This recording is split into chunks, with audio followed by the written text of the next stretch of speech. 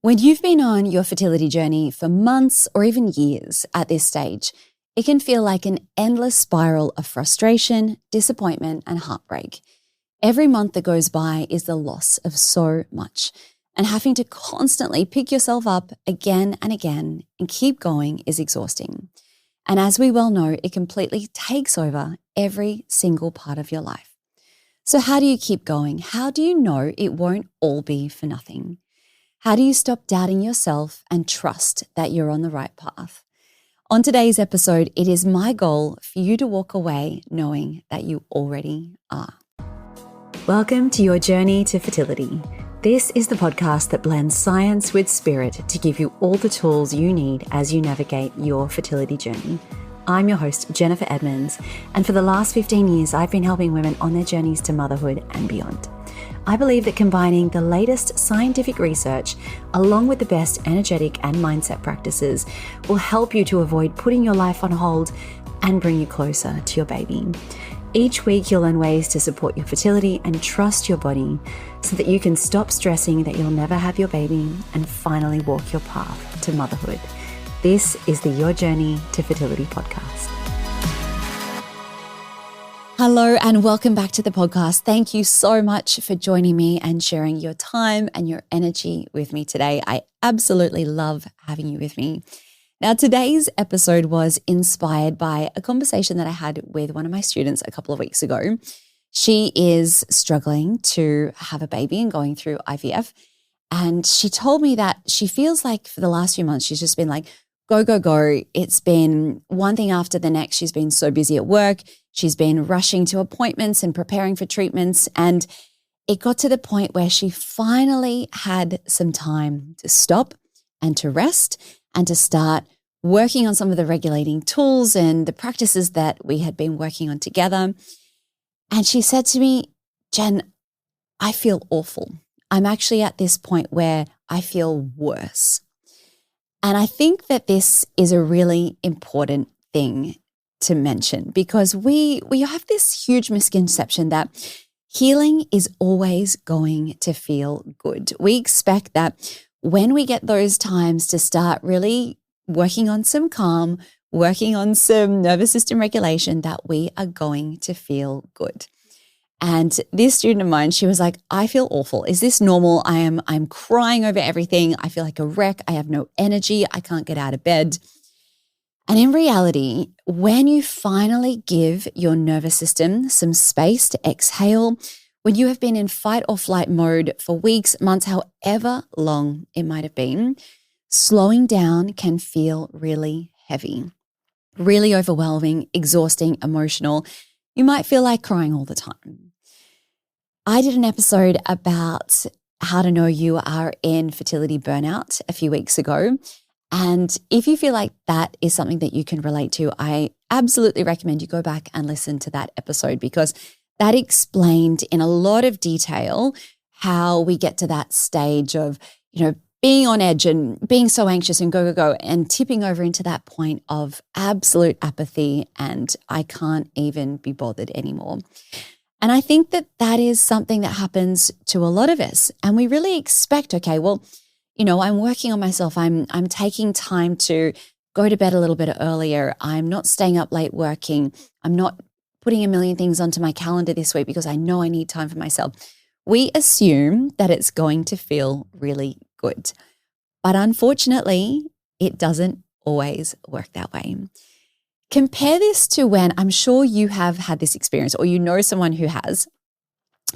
When you are preparing for a trip or a holiday and you are knowing you're going to have a couple of weeks off work where you won't be able to answer your emails. So you are working so hard to prepare for this time off that you are cramming everything in to make sure that every last little box is checked before you go on leave so that you don't have to do anything once you're away. And you do all of that. And then as soon as you stop, you get sick.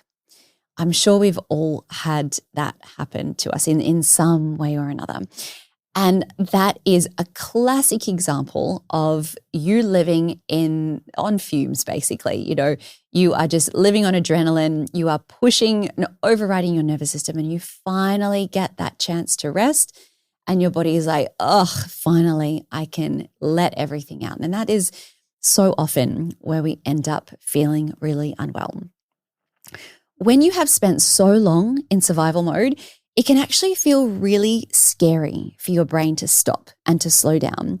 Everything that you've been able to avoid or ignore when you've been pushing and racing through things, it all comes to the forefront, and that can feel incredibly overwhelming for your nervous system. As I like to point out, because it cannot be said enough, your brain doesn't understand the difference between a threat that is life-threatening and a threat that is, my inbox is full, or I'm terrified my next embryo transfer isn't going to work. None of these things are life-threatening, but your brain doesn't actually know that. It only knows that it is scary and threatening. So if you have been struggling with this, if you are racked with self-doubt and you're finding that on this journey, you just don't think you are getting anywhere, you don't feel like you're making any progress, today I want you to know that first of all, you are not alone. This is incredibly normal, and it is part of something that you want so much. And because it is such a big deal, it's going to have such a big impact on your life. Doubt is a human response to uncertainty. So it's not a sign of failure. It's not a sign that you've done anything wrong or that you're on the wrong path or that you're not getting there quick enough or in the right way. It is none of those things. We are hardwired to always look for the worst case scenario, for the negatives. We're always looking for that, is this going to be something that doesn't work out? I need to be prepared. I need to come up with all of the worst case scenarios just in case so I can prepare myself. It is a survival instinct. So it's not something that you're doing wrong. When you feel like you are doing everything, you are eating right, you have got the best supplements sorted, you're exercising, but things still aren't working, it's almost impossible not to doubt yourself or blame yourself and think, well, what did I do wrong? How can I do all of this and still get nothing? It doesn't make any sense. But it doesn't mean that you're doing anything wrong. And today I am going to show you why.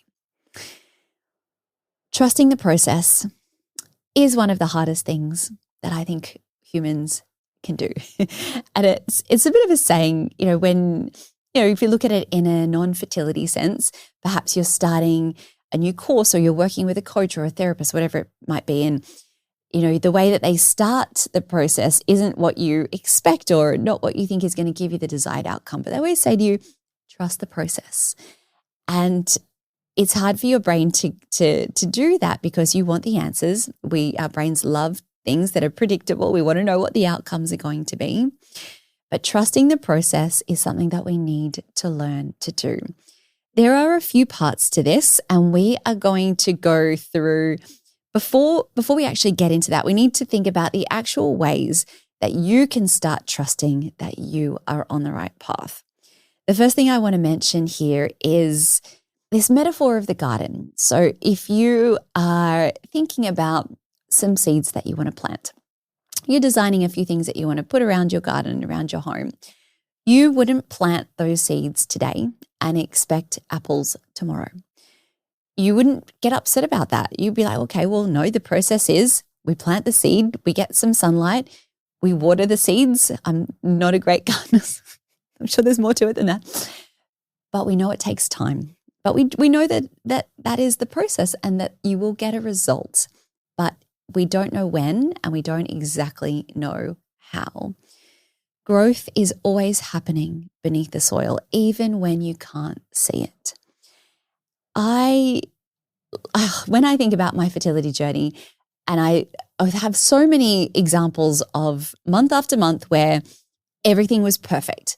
Like literally I had done everything right. Not a single piece of cheese or chocolate had passed my lips. I had taken all my supplements. I'd gone to bed at 9:30 every night and everything was perfect. I had ovulated right in the middle of my cycle.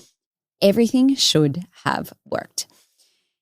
The month that I got pregnant with my son was a disaster.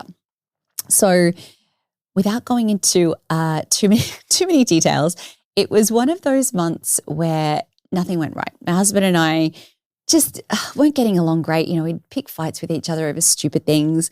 It was absolutely not the most romantic month in the world without going into detail. There was a lot of arguments, a lot of things that weren't working. I ended up ovulating on day 9 that month. So I had completely written it off. I thought, well, this is not the month that things are going to work out. How can I have all of this stress going on with, having arguments with my husband, and I didn't even ovulate on the right day. So it's not even going to be a worthwhile month to worry about.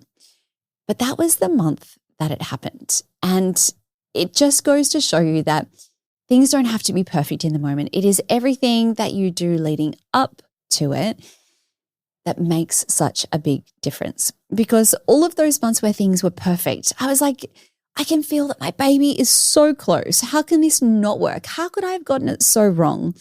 I felt like that you can't possibly be going through this idea of, connecting with your spirit baby and feeling all of the signs that they're on the way and then getting it wrong.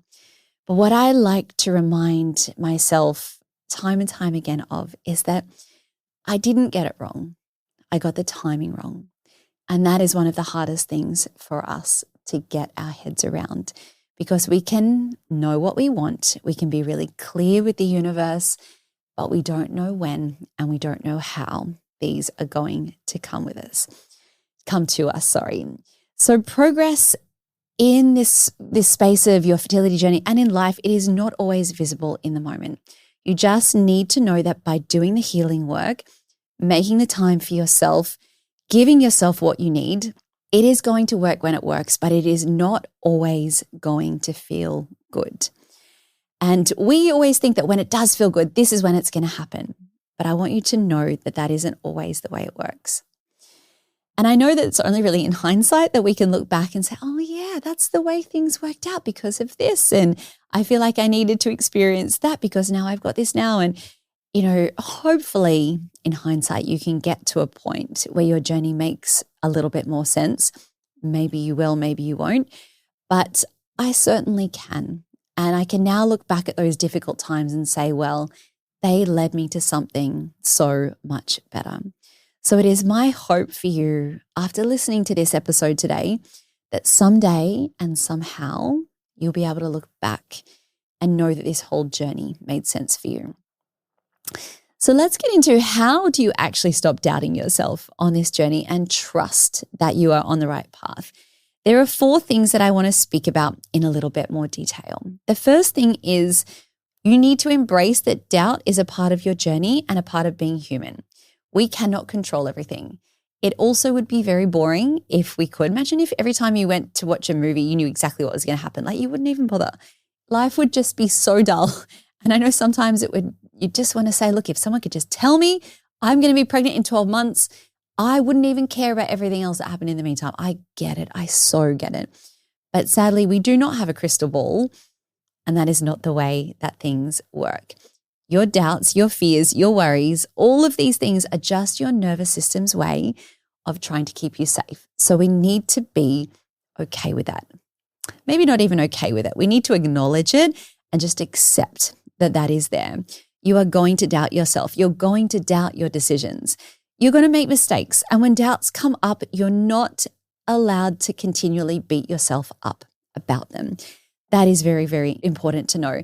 It is normal that we are going to make mistakes and we learn from them, but it is what you do next that matters. I think that this part is really, really important. So if you are driving, maybe come back to this, but this might be something you want to journal about, or just take a couple of notes that if you think about the things that are the biggest doubts in your life, write them all down. I always speak so much about the benefit of getting all of your doubts, your fears, your worries out of your head and down onto a page. They become less dramatic. They have a lot less hold over you once you get them out of your head. And that leads us to the second thing that we need to do here, which is really question them. Call out that voice that says, this isn't going to work. You're just going to go through all of this again and it's going to be for nothing. We don't want to beat ourselves up about these things that could go wrong. Instead, we want to get curious. I often get asked by people, how do I know the difference between listening to my intuition or knowing that that is just fear trying to run the show? I have lots of practices to help you get into a really regulated state so you can feel more capable and really trust that it is your intuition talking. And we've spoken about many of those on the podcast before. I have a bunch of links in the show notes if you want to go and check out a lot of my resources for helping you find your own regulating tools. But basically, in fear, you are making decisions really, really quickly and then changing your mind. You're obsessing over them, questioning whether you made the right decisions, questioning yourself. Your intuition is the complete opposite to this. It's quiet. It's really assured. And it feels good in your body. And you don't question it. You don't question whether it's the right decision. You just know that that is the next step to take. So when you've got a very big decision to make and you feel like your doubts are getting in the way or they're trying to run the show, they're clouding your judgment, I want you to get quiet and let your intuition guide you. When I was going through my second fertility journey, I was given this practice of really getting curious about the mind chatter that I was telling myself and noticing it in the moment. So whenever thoughts that came up, these things I would tell myself over and over again, well, when the clinic calls, they're just going to tell me it's a negative and this next cycle isn't going to work. And really starting to change that narrative that I was telling myself over and over again. And it made an enormous difference. I want to tell you a story that is not really related to fertility, but gives you another example of how this works. So about a year ago, my husband and I decided to buy a house.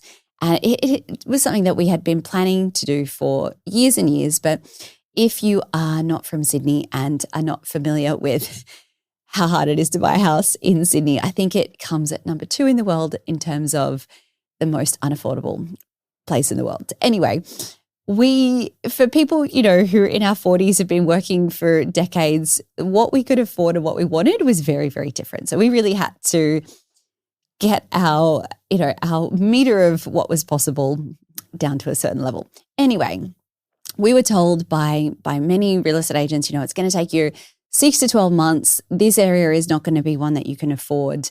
It's going to be a really difficult process. I decided not to accept that, and within reason, but I decided just to really keep my possibilities open that we would actually get what we wanted. And there were a lot of odd parallels between buying a house and going through my fertility journey. I was, always waiting for my phone to ring. I was constantly checking online anything new that was listed. Like I was up at 2 a.m. like scrolling, and there were a lot of similarities that came up. But I got really present to the things I was telling myself. It was so depressing. I mean, we would go to some of these awful, awful places and you think you wouldn't want your worst enemy to live in this house. Yep, they're wanting an obscene amount of money for this, and this is outrageous that we should even be considering it. So it gets you into a pretty bad place where you're like, this is never going to happen. Why are we bothering? This is just not on the cards for us. I got really present to that, and every time I noticed those thoughts coming up, I decided to reframe them. So it would be, instead of this is never going to happen, like the right house for us is just waiting for us to go and see it. It hasn't been listed yet. I have faith in our journey that things are going to work out at the right time. And it did. We looked for less than 3 months. We found a beautiful little place. It was not in the area that was the suburb of my dreams. It wasn't, the dream house but it was a beautiful little place. It was perfect for our family. It was on budget, and it was not something that took a long time. And I honestly think that the way that we talk to ourselves really shapes the journey that we're on. A few weeks ago, maybe a couple of months ago now, I did an episode around ways that you can reframe your mindset and different ways to start talking to yourself. So if you missed that episode, scroll back a couple of months and have a look for that, because I think that is something that you would really, really find helpful.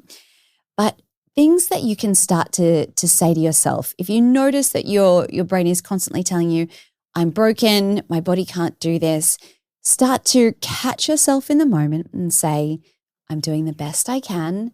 My body is recalibrating. I just need a little bit more support. I need a little bit more time.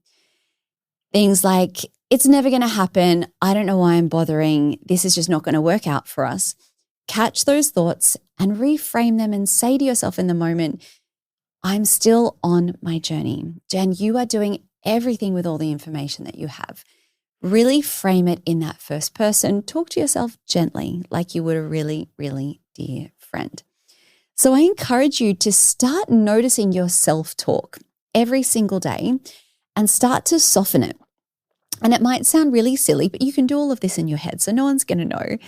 But when you notice that those dark thoughts are coming up, stop them and say, these are just thoughts. They are not my reality. I can't predict the future with 100% certainty. So what am I going to say to myself in the moment with kindness and compassion, like I would a very dear friend? Now, taking this a little bit deeper, the fourth thing that I mentioned before, I want you to now really write out all of those doubts. So whatever it might be, I'll never be a parent. This cycle isn't going to work. I'm going to miscarry again. Get all of your fears out, put them onto the page. Now, once you've done that, for each one of them, this is what we're going to do. You're going to place a hand on your heart. You're going to close your eyes, tune inwards, and I want you to say to yourself out loud, I let go of the story that I'm never going to be a parent. Or I let go of the story that I'm going to miscarry again. And I want you to do this for every single doubt that you write down. And I want you to say this and repeat it to yourself enough times until you feel that click, until you feel that absolute release that it has left your body. And it might not happen immediately. It might not even happen the time that you set to do it. It might happen the next time or the one after that. But say it until you can let it go from your body. This is a really powerful practice, but it is one that we are resistant to doing because it makes us address all of our deepest, darkest fears and doubts and worries, and they are not things that we want to look at. Now, just a word of caution, whenever you are using affirmations or mantras or using language, it is very important that they come from a place of regulation. So we come back to our regulating toolkit. We get ourselves into a place where we feel physically calm and safe. We know that our nervous systems are in a receptive position to then start changing some of these thoughts and beliefs. So I want you to go through all of those. And that is not something that you're going to do today. Maybe do one a day, maybe do two, come back to it when you can. But these are things you're going to keep coming back to and working on. And when new ones come up, you're going to need to add them to the list as well. Now, just as a bonus, I want to add one here actually that has just come to mind. Surround yourself with people who support you in this. So truly, find the doctor that really wants this and believes that this can happen for you, not the one that's always telling you your egg quality is terrible, or, the friends that are saying, oh, it'll just happen when you stop thinking about it, or, you become a little bit more positive, all of the things that we hear. Surround yourself with those people who they hype you up. They're like, you can do this. I know you can do this. I don't know how it's going to happen or when, but I have absolute faith in you.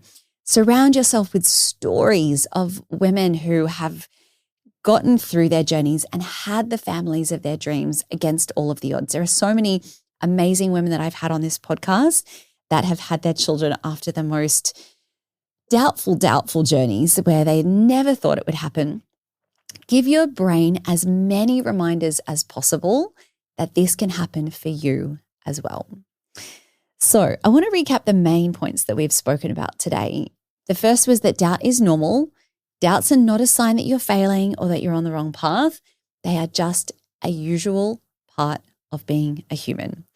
The second is to trust all of that unseen growth. So come back to that analogy of growing the apple tree from the seed. Things are happening even if you can't see them. The third is to really watch your language and choose thoughts and leave that space for possibility. And the fourth was to lean on tools that bring you back to that place of self-trust and knowing that you can do it, and surrounding yourself with people that know you can do it. So in closing, as always, I want to remind you that you are already doing the hardest work here just by showing up, by listening to podcasts like this, for caring for yourself, for taking time to think about what you need and putting yourself first. You are already further ahead than you realize. And even if it doesn't always feel good, trust the process. Now, if you want to learn a little bit more about all of the resources I talk about so much on this podcast, don't forget I have a free fertility yoga guide available that you can download. The link is in the show notes. This gives you practices to work through each phase of your cycle, at times where you're feeling stressed and overwhelmed, and just to give you a few more little things to throw into your toolkit. And then if you want to take this practice deeper and really get in tune with your body, in tune with your nervous system, connect with your spirit baby, your higher power, the universe, then go and jump into my fertility yoga course, because this is the place where we do the very, very deep work. And the links to those are in the show notes as well. If you found this episode helpful, I would love it if you could share it with someone and leave me a quick written review, because that is the absolute best way for us to get this word out there to as many people as possible. Now, next week on the podcast, I have had so many requests about this, but we are doing a whole episode on manifestation and what some of my exact manifesting tools were and what worked when I was trying to conceive. It's a really fun woo-woo episode that is also based in a lot of research and science. So I cannot wait to have you back next week for that episode. But until then, I am sending you all of my wishes as you continue your own journey to fertility. The most common thing I hear from students who are on their fertility journey is that the stress of trying to conceive has taken over their life. Your days end up being filled with endless appointments, navigating pregnancy announcements. You're trying to eat right, take all your supplements, and it is all you think about from the moment you wake up. I designed the Element Fertility Yoga course to support your body, your mind, and your mental health in 3 important ways: to synchronize your hormones, increase circulation and blood flow, and to help regulate your nervous system. But on top of this, the greatest gift that you can give yourself throughout this journey is a sense of peace, to help you calm your mind and just make this process feel easier. Every single one of my students tell me that this is the first thing they notice after starting a yoga, meditation, and breathwork practice. But on top of this, you have the amazing benefit of actually supporting and increasing your fertility. Studies have shown that those participating in mind-body programs as they're trying to conceive have success rates 3 times greater than those who don't. The course I've designed walks you through natural conception as well as fertility treatments and IVF cycles. And the best part is you can work through it at your own pace in the comfort of your home. The practices start from just 10 minutes per day. To learn more, visit elementpilatesyoga.com or see the link in the show notes.